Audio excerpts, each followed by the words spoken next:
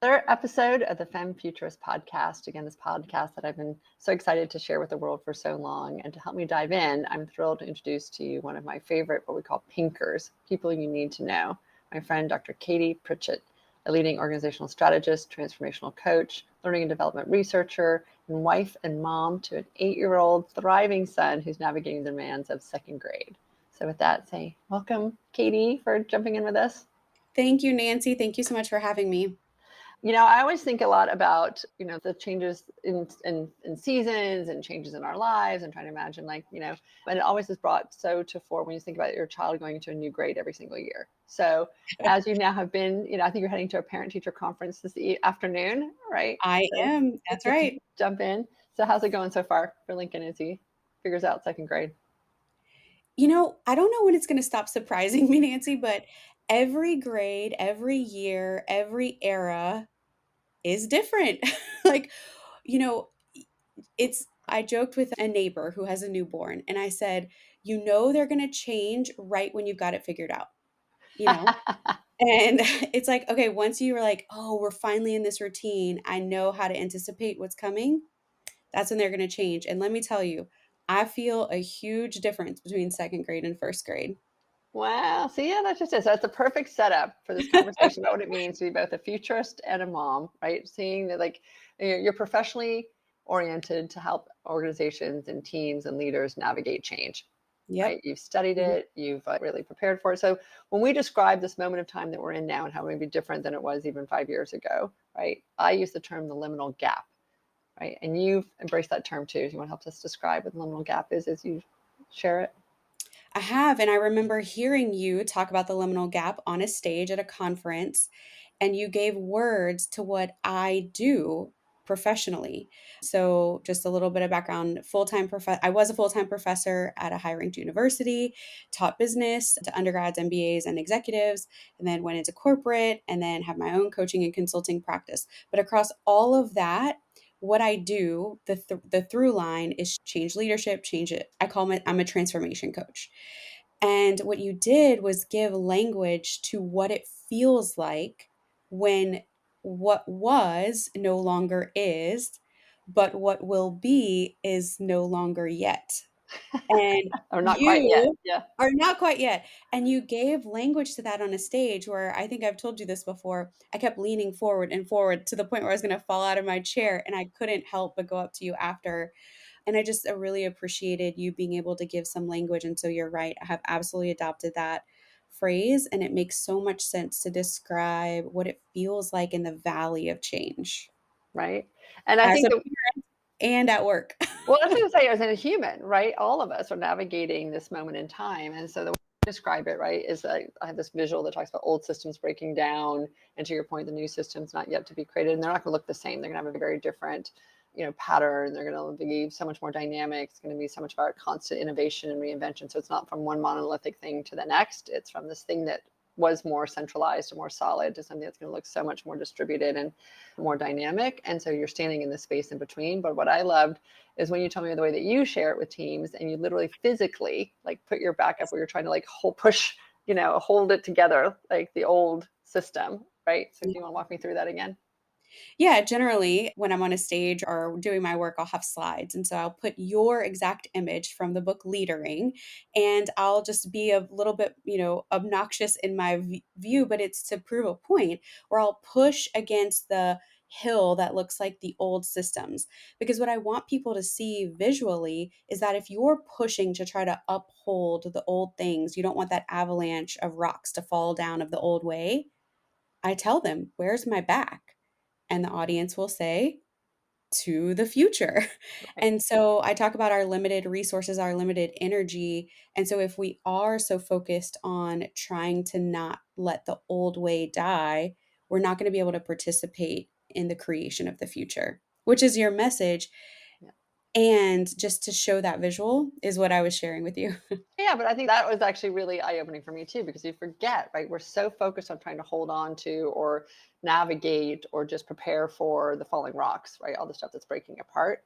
And to your point, then that doesn't allow us to turn around and be able better prepared. And the whole purpose of this podcast is to help parents who feel overwhelmed by that. Like, we all get it, right? The expectations of parenting only Yeah. become more daunting every year, I think. I think it's we put a lot on parents' shoulders to try and help our kids stay safe and sane through so much change, and ourselves as we're trying to also navigate it and have, quote, the answers for everybody. There's very few patterns that we can look to in the past that we think are going to have the answers for the future. So we're in this moment again of the liminal gap, right? The shift between the two. And you can look at it as a loss of something, or you can think about it as the invitation and the threshold to the thing that is new. When you imagine again the liminal gap as a, in the grand scheme of it all, and we start to imagine then, okay, what it feels like to be a parent in this moment in time, or a young adult in this moment in time, or a teenager in this moment in time, like, how do we help them make sense of a liminal gap? Right? What are some of the tools and some of the language, some of the thinking? So one of the questions I have, because one of the things I'm really aware of is that my kids are significantly older than Mhm. generation of children now that people are parenting, right? Mine are all in their young 20s, still have some of the same questions. But as you think about it through the lens of someone who is parenting an 8-year-old, what are some of the key questions that are either on your mind or on the minds of the parents that you guys, are in conversation with? Yeah, so both as a parent and as a professional, I similar to the liminal gap, but I feel like we're in the great composting is what I think about. So those systems are breaking down, but what we do with that matters. And so how do we take that, right, and literally compost it so we're growing from things, not just like taking those pieces that crumbled and trying to rebuild again what wasn't fully working, because the reason it's crumbling is, well, technology, or we're learning more. The conversations that I'm having with friends and who are parents, the things at school, with my senior leaders in organizations who are also parents at different ages, the deepest conversations we've ever had. There's, speaking of composting, more people now than ever are aware of mental health, are aware of therapy, are aware of things like generational trauma. And as an organizational coach, I will tell you, institutions have handed down trauma too and patterns. And so a lot of parents and leaders are starting to wonder, what did I inherit that is worth keeping? And what do I need to compost to build something new?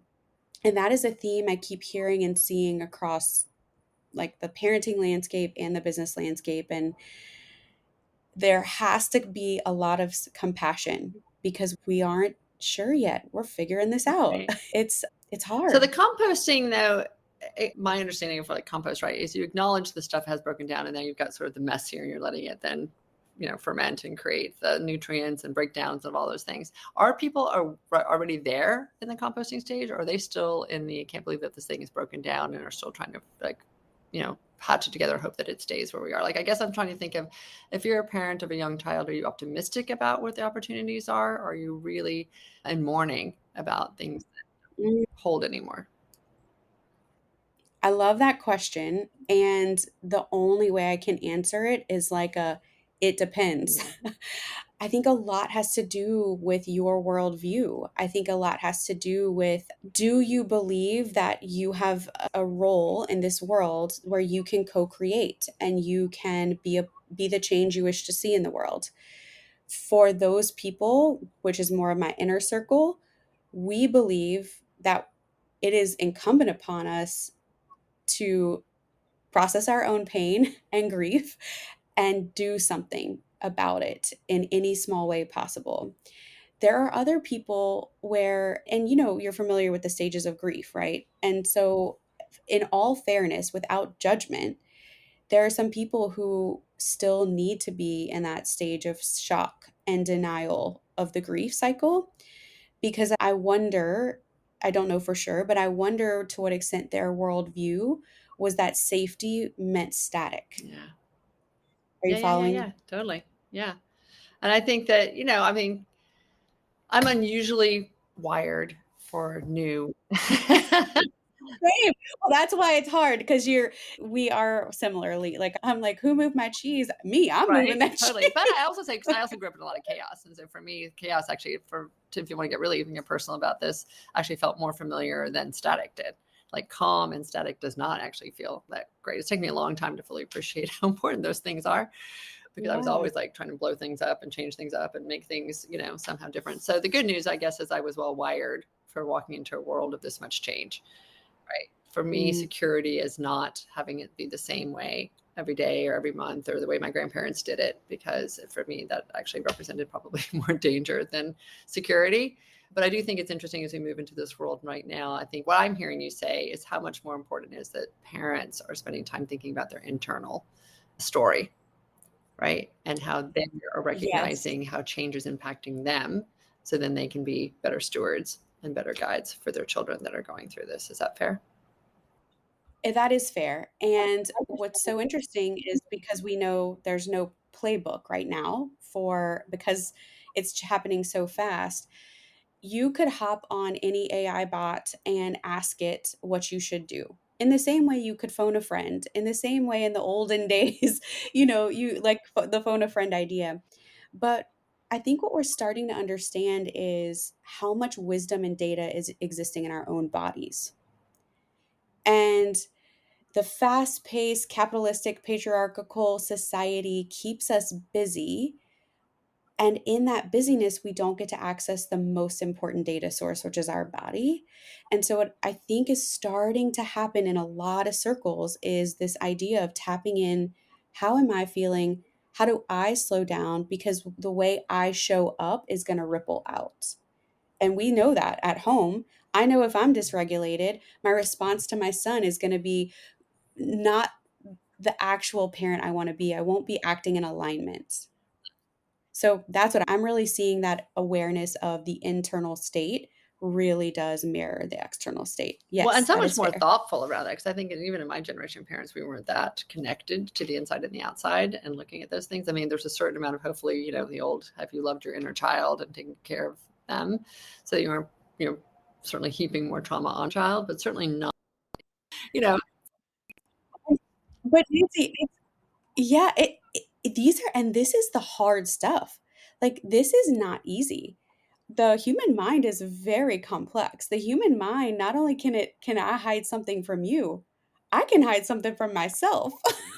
So these are the hard conversations. And what I also know is exhausting parents is, I had a moment before we logged on. Let me be very honest and candid. I had this moment where like my heart dropped because I finally remembered this afternoon that my son was supposed to wear orange today, because orange for anti-bullying. Does my family care about anti-bullying? Yes. We drive to school every day and we say our family is kind, honest, and has growth mindset. But guess what, Nancy? I'm 99% sure he has an orange shirt today. And so how do you keep up with silly sock day and funny hat day? And then like, oh, by the way, the world as we know it, from our political systems, our social systems, and our technological systems, are crumbling. Like, that's a wild no, paradox no, to no, hold. totally. And It and then we're also, again, we're so hard on ourselves, right? Because at some point, oh, these things didn't exist when we were growing. We had to think about as much, and partly, we want our children to remind us. in an ideal world, yes. And so last time you and I had a chance to chat, I was speaking at my alma mater, and I was speaking to a bunch of students that are young college women, and big range of how they feel about things. And an Absolutely. old parent talking to my young parent friend to say, "Don't stress about the t-shirt. He's going to be fine." I'm not. I did exercise self-compassion. I did. But I will tell you, just so for the parents out there who are recovering perfectionists like me, is I did exercise self-compassion, and I had that moment where I was like, "You know what? It's his responsibility." And then I also go where I was a child who was parentified. Like, I had to be way more responsible and grow up way faster than I should have. And so there's always that line. And has the needle moved? Has technology and our social structures changed so much that an 8-year-old needs to be more responsible than I was Yeah. at 12? So, I did pause. I exercised some self compassion. And yet there's still an open tab in my brain of like, so what is the Right. right balance? you Um, know? yeah, and I think that will be a Oh, lifelong, conversation. I still have that with again, I still have that with my 20-year-olds that are, still trying to figure out jobs and home and whether or not I should give them an allowance or mm, not give them an allowance, right, at this point. So I think that is always a question. I will just, in, surface of things, we did put a sign up in our kitchen when our kids were growing up that said, solve the problem yourself. And I felt very strongly that my role was to be a support structure for them. Anything you need, from a tutor to an orange t-shirt to a trifold board to software to whatever, like, come to me and I will make sure that you have every resource that you can possibly have to the extent that I'm able to provide it. But I will not be checking yeah, to see what day you have a yeah, test. I will not be checking every moment to see that you get everything of your assignment done. I'm here to help you quiz on anything that you would want to be quizzed on and help you show you some things online that you can do to help make prepare for what it is you need to go do, but it's not my work to do your work. And I felt pretty strongly around that because I wanted my kids to have that sense of agency and to feel that sense that they knew how to mhm, solve a problem, right? They knew how to get there. And I also say that there was one time when my oldest son was roughly the same age as Lincoln, and I forgot to pick him up from school at the right time, or he had to wait I didn't forgot, but I was running late and he didn't know it was going to be 15 minutes late, and he got really stressed out about it. And when I went to my parent teacher conference, the same we will have today, she told me that was fine. It was good for him to learn that there are moments that it doesn't always work out perfectly. You need to become more resilient it doesn't around always it work and not out. to beat myself up so much about it. So I think that this is the Yeah, dance we're always trying to find, right? it is, and I just had this huge download while you were talking in real time. So, what you just described for him was you created a liminal gap for him. And that sign in your kitchen created a pause or a gap for them to figure out, well, what do I need and what do I ask for, right? Now, maybe a smaller liminal gap, but a liminal gap nonetheless. And so what I'm curious about is, with technology moving so fast and the automation of things, is that going to replace that social emotional growth for children? Or like, if the problem solving is like, Right. let me go straight to AI and have it solve it for me, how do we build the repetition, the ability to have, those reps? It's like any athlete knows it takes reps. And so I don't know, I'm now starting to think about that. Like, essentially what you and I did was we had several liminal gaps throughout life that Right. we had to learn to navigate. And I think that's a really great question because I will Huh. say my 23-year-old daughter, like, is ChatGPT is her bestie, right? She goes to that for every single Yeah. question. And so there's no solve the problem yourself. It's right, solve the problem with your AI. And that is a really great question. I think that she probably feels more empowered rather than less empowered because she knows that there's a source that she can go to. And what she's trying to really learn now is critical thinking around that. And like, do you trust every answer that you get? Do you look at it from different angles? Do you, let it do the work for you, quote unquote, as opposed to bringing your own judgment to it? Like, I think that's the literacy that they're learning and bringing to it. But I do think that on some level, Yeah. the hope is that it makes kids feel somewhat more prepared. On the other side of it is that it then becomes, potentially a para-parent in many ways, right? They're going to bring, which I think, and, so Right. again, teaching our kids at this moment in time, I think there's a really beautiful moment where Lincoln is, where he's not, fully gadgeted up yet and doesn't have access to all of the things yet. And so you get to teach him how to do this responsibly moving No. into the future that he's going to be so embedded in, and which, I think a lot about the babies that are going to have the smart baby monitors. They keep talking about that. They're going to respond to them in real time versus the kids who are like jumping into ChatGPT to solve all of their work because they're finding it to be this like magic genie of answers. And Lincoln's Yeah. in this Yeah. wonderful, spot in between where it won't be surrounding him, but he'll learn to become hopefully a really responsible and intelligent user or co-creator with these tools and these talents. I think that what scares me, and you and I talked about this a little bit offline, is again, when you have a parasocial relationship with an AI companion, you start to imagine that it has Mm. answers that you don't have. And, You don't right? have. And Oof. how do we as parents become really aware of that? We're going to have a whole separate episode on that as well, because I think it really deserves a much longer conversation about what can be regulated, what can't be regulated, conversations that parents have with their children. Do they even know that they're having these conversations with an AI in whatever the form is? We only think about ChatGPT, but there are many other companies that are there to create an So they're avatar type, relationship that's luring your child Right. in to want to be able to do that. And, and every round of a new large language model has capacity or not capacity to invite or not invite that. And so keeping up with that, even if you think ChatGPT was safe, 3 months ago, may not be the same, 2 days ago. It changes Yeah, really it fast. So how changes to so stay on top fast. of that, I think, is a really a key thing. So I go back to when you're dealing with adults and leaders inside organizations, right? How are they coping with this much change, and what are some of the tools you're bringing to them? So I'm glad you asked that because one of the tools that works professionally and personally is this KPI method that I've coined. And it is the K, well, you know what KPIs are, Yep. right? Like key performance indicators as a Yeah, but wellness phrase. not everyone listening And might the be a business reason why person, so businesses, be so simple. oh, okay. In business, thank you. In business, organizations will refer to building KPIs, the things that will help them to understand if they've got their key performance indicators, KPI, key performance indicators, which helps them to understand, are they on track to meet their larger goals? What I've come to understand is that a lot of times we know that for big projects, we know that for big initiatives or, projects essentially. But when it comes to our own well-being or it comes to our own evolution or, you want to show up differently as a leader or a parent, then you can also have your And own I'll just say that KPIs KPI is also to know you're on track. it's not pun is not the right word. What is it? It also stands for Katie Pritchett Industries. So Oh, Katie Pritchett impact. Yeah, I did have a former client who said that. Yeah, you brought the Katie Pritchett impact. Yes, I can really get into an acronym. And the way that I break down the KPI in that regard is the K stands for no, the P stands for prepare, and the I stands for impact. And so when you said, are instead of going to you, your kid might be going to AI. Honestly, I'm more worried that for Lincoln, not him not bringing the questions to me because there's teenagers, they pause before they go to their parents. What I'm more concerned about, does he go to himself? Is he outsourcing everything? So the K in the KPI framework is just know how you're feeling in your body right now. Like we had mentioned, your body's full of intelligence. The body keeps the score. Trauma gets stored in different places. So a tense shoulder for you might mean something different than a tense shoulder or tension in my jaw for me. But generally speaking, it means something for me.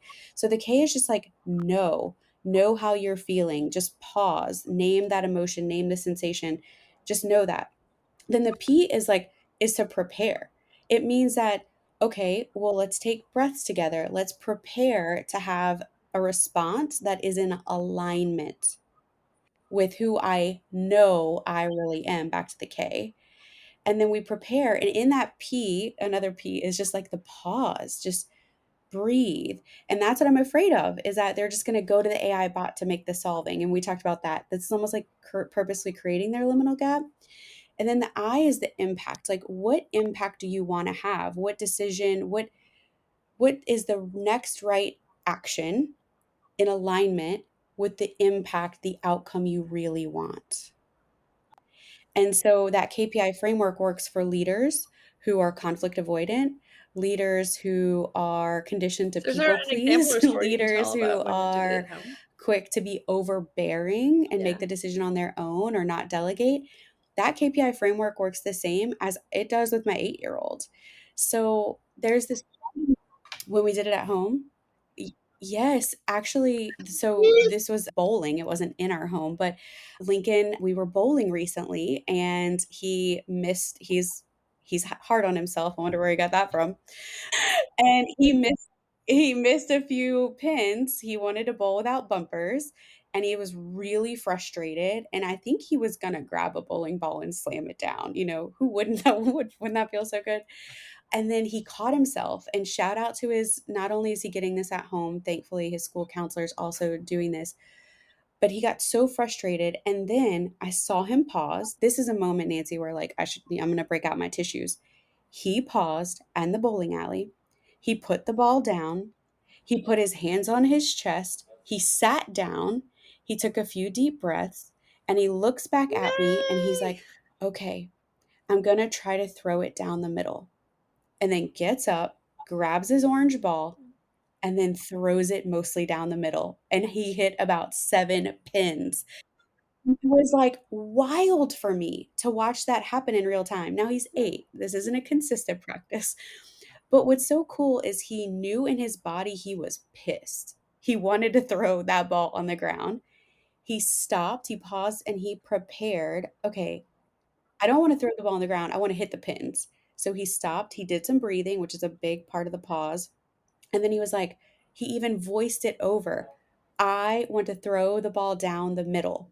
So he gets up and he takes the next best action to get it down the middle. There are little moments of golden moments. But I think those are the things that give us hope, right? That this next generation will be better prepared. We did talk a little bit more about, like, AI and things are harder and we don't know where they're going, and I wanna say I am cautiously optimistic. I do see, like I mentioned, parents and friends in our circle doing their work, wanting to interrupt patterns and cycles, wanting to be different. And so, my hope is back to that liminal gap. If we don't have our backs to the future, then we can participate in helping to build technology that will ask students and children to pause, or building communities that help incubate children before their access to technology rewires their brain. So we have choices. And that is where my hope comes from. But you are more optimistic, I think. And I think that what keeps you optimistic? Yeah, I did a workshop or a panel recently. And so I think that the part of embodied is not only that you see the signals, right? But it's also about just trusting the things that are coming through and the feelings that you have about some things. And then hopefully checking in again all the various places that you take in information and checking them whether or not there's the things you truly believe or not. Absolutely. But I thought it was really fascinating to see a woman in her, certainly like mid 60s, a very established, very corporate woman talking so much about intuition. I love that. And, children have really deep intuition too. Like Lincoln knows generally what's right or wrong. He needs guidance acting in alignment. The other thing about embodiment that I do want to make sure we cover, and then you'll tell me why you stay optimistic, is the saying you'll hear me say over and over again in every platform I'm in is that leadership isn't rocket science, but it is neuroscience. And by that, I mean our brain is an efficient processing machine and it wants to create shortcuts. So those shortcuts get imprinted when we're little. If I if I stay small and act perfect and don't make a sound, I will stay safe. That was one for me and growing up unfortunately with an abusive parent. Like we get those shortcuts get embedded very early. And our brain likes to have shortcuts because then it's a program it can run. It's cheaper and faster, and it's a more efficient operating machine than right. Yeah. And like having to have a response from scratch. It's like, oh, I have a response for that. Stay small, be perfect. But those patterns, those shortcuts, while they served a purpose at one point, they don't serve you in your next iteration. We've gone through a liminal gap. We've gone through change as an adult. What kept you another saying, what kept you safe as a child might be keeping you small as an adult.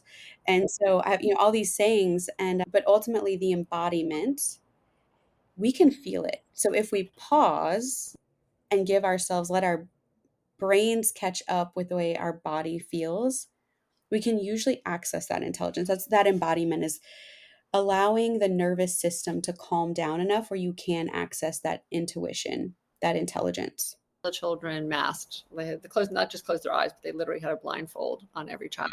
And then they had a teacher up at the whiteboard and she drew a very simple tree, right? Just the trunk and then their like curly top of the tree. And she had children with a sheet of paper and a Oh, marker wow. basically Okay. draw what they felt like she was drawing.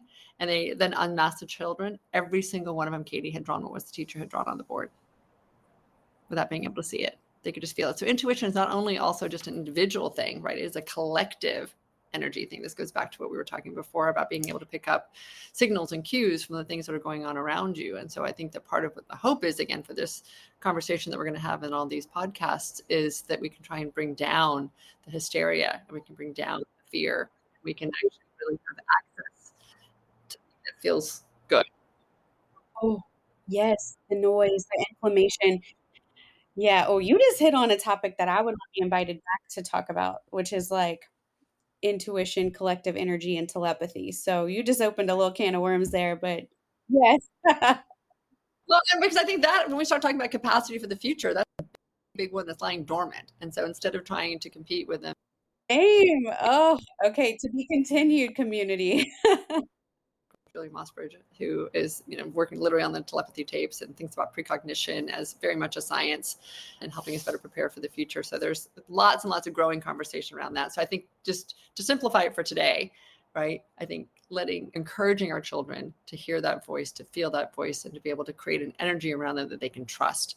Because I think that they feel the energy regardless, and whether or not they feel as though they are safe in it is really the key to being able to then, I think, to walk in it. Are they safe in it? Yeah. Yeah, and I'll tell you, Nancy, leaders are wondering the same thing in organizations. Am I still safe at work with this new technology? How do I operate in here? Like it's the parallels are just endless. Yes. How do you create safety for yourself? And that has a lot to do with embodiment. How do I get back to me and my touchstone and my safety of embodiment? Yeah. And big feelers in organizations moving fast and transforming is another really great topic because after all, we are all energy, and change and chaos creates more energy. Okay. Right? Well, so this is a good transition to what it is that I feel optimistic about, but what I also need to be aware of. So I do walk through the world feeling very hopeful. I have been in change Mhm. management for decades and found it really hard for organizations or people to think about the things that they needed to do differently. And now this disruption, again, that breakdown that we talked about from the beginning, is now creating all of us to look at these things. So there will not be an organization or an industry or whatever, a job on the planet that will not be somehow transitioned, but the combination of technology, economics, and sustainability.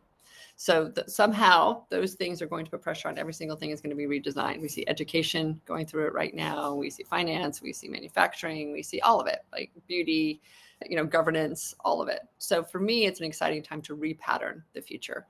Right. We've learned a lot about what works and what doesn't work, who should be included, hopefully everyone, not just some.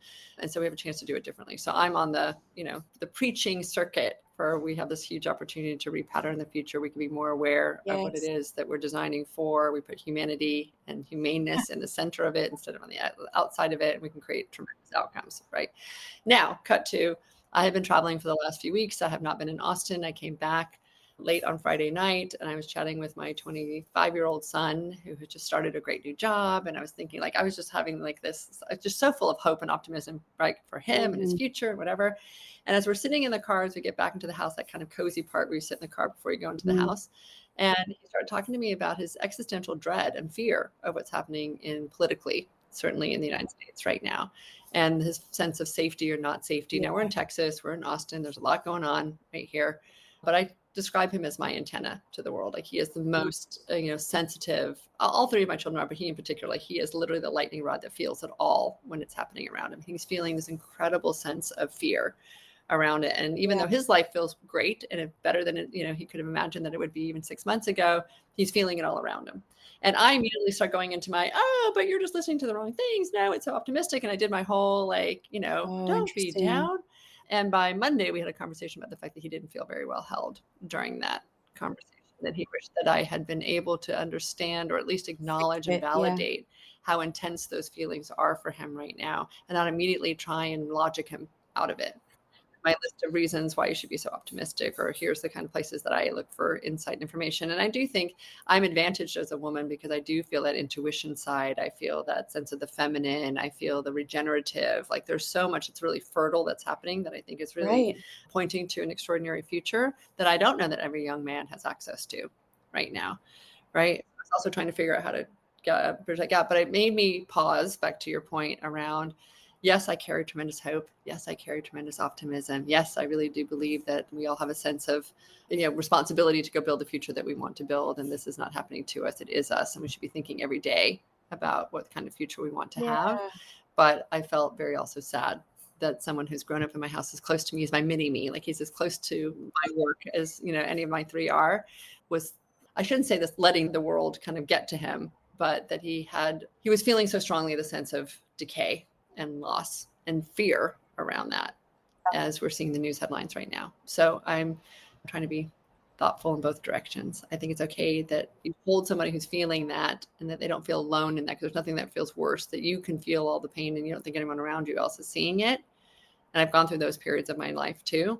And I want to be surrounded by people who can feel it. And I've gone through grief work and grief circles and all these kinds of things, which is probably why I can be as optimistic as I am again now. I feel like I've had a chance to process What the a fear and the beautiful loss. story. And I I think we really need to give more appreciate you space for sharing that that with me. for And I had the people honor of who meeting your can then join son, us well, on the all other three of your side. children. And I can see that unfolding. And it reminds me of the Maya Angelou quote that like people don't care how much you know until they know how much you care. And so in that moment, he still had that childlike desire to be cared for. And so that's like, oh, that like punches me in my mama gut. No, it's so hard. Totally. Oh, believe me, there was not a great conversation people to have, you know. But I think again, trying to be, but this goes back to your like not Yeah. trying to take it super personally, or not thinking that I then had failed as a mother, or you know, this goes back to, you know, orange shirt becomes someone always said like small children, small problems, big children, big problems. I don't know that it's necessarily the case, but you do, you know, feel the Yeah. intensity of like that you go through the last 25 years of the times that I had or hadn't been there for him in the way that he thought that he, you know, wanted to be held. And compassion, back to what you were saying before about trusting that we are there for them in the most positive ways as often as we can be, and that we're learning some of these things ourselves. And that, again, Mm. for me, being optimistic, which my oldest son will tell me is my survival skill. If I didn't have it, I would crumble. And that I have built this outlook so that I feel, you Exactly. know, Yes, I empowered was to gonna jump through it say each it kind day. of reminds me back But to that that thing to be KPI careful not thing. to impose So if that we could just role on play others real who quick for everyone listening. struggle with them. So if we'll just diagnose backwards, but it's like you in your body, the feeling that you probably were having were like exactly what you just said. Oh my God, did I fail him? Did I whatever? So with love, Nancy, that was like your shit to own. Right. And then, but if you and paused and prepare, and so to prepare your message for him is like, oh, I can be sovereign in my optimism while he's having his existential dread. I'm safe being this, and while he does that. So then, and what he probably needs right now is to feel held. So then the impact I want to have is to say like that must be so hard right now. When you're ready, I'd love to share with you why I stay optimistic, but right now that's not going to land for you because whatever, right? Now, I'm acknowledging. Wait, what? Right. Which is exactly what he said verbatim. He wished Oh, that he and had you heard know, from I me. want to make Right. as a friend, He Nancy, I said am not verbatim, judging he you. wished that How that's many exactly times do I how it wish had I gone could go down, which is back not how it and happened. replay something with my Right. son? But it is just really important to realize like with things moving so fast with so much disruption, it is going to upset us in our bodies. And then like that pause of like, okay, what is upsetting me? What's mine to own? That practice is going to be so. Well, because I think it's also really scary. I'll just back up and say one other thing, which is in the moment where I think that he told where, sort of where I thought you were going, in the moment where What's he that first going told to me say to you? how he was feeling when we were in the car, Yes. the big mama comes in and wants to like protect your child, right? The last thing you want is your child to feel so scared, and especially if you don't share the quite where he is. Or I've gone through the gauntlet of that, and what I wish I said is I knew I know.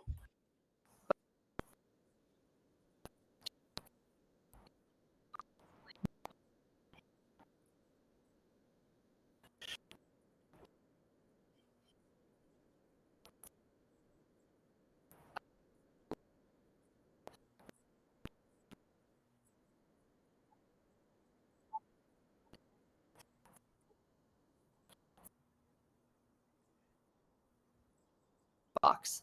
It will all be over soon. That was how she was walking through the world, right? And not meaning like I think that she was going to take agency to go do something, but you know, I think she just felt in general somehow it was all going to collapse and Wow. that she was waiting.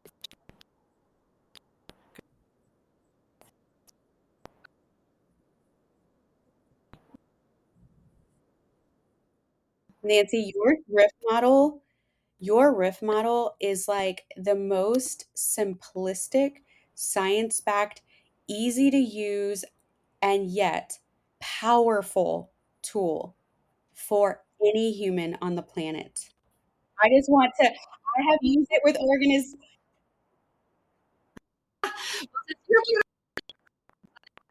teams and people and things, because I think it's a longer conversation to have.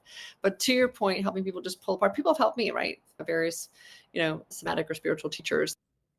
That's the beauty of humanity is like we are able to hold complex, paradoxical things. So, right, correct. Yes,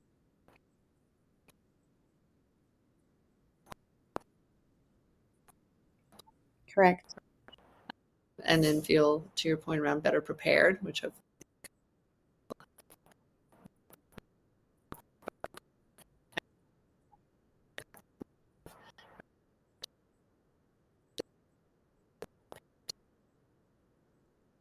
All children. especially with me at my alma mater, like those are, I feel just as responsible to them Yeah. of feeling as though that they feel better prepared and well held and into this change that we're heading into, that I think can actually be really, really phenomenal. Well said and good summary. No, I just want to thank you. And I want to thank you for this critical podcast. I think this is going to be something I appreciate being on as a guest, but I promise I'll be consuming because I want to learn. I want to feel connected to others who are navigating this. And I think you have so much to share. And so thank you. Thank you for being one of my pinkers, people I need to know. Doing the work, right? I learn something every single week from a group or organization that I talk to, or a parent who comes up to me afterwards, or anybody that's in it. And so the good news, we'll keep learning together. So thanks, babe. Thank you. Big hugs.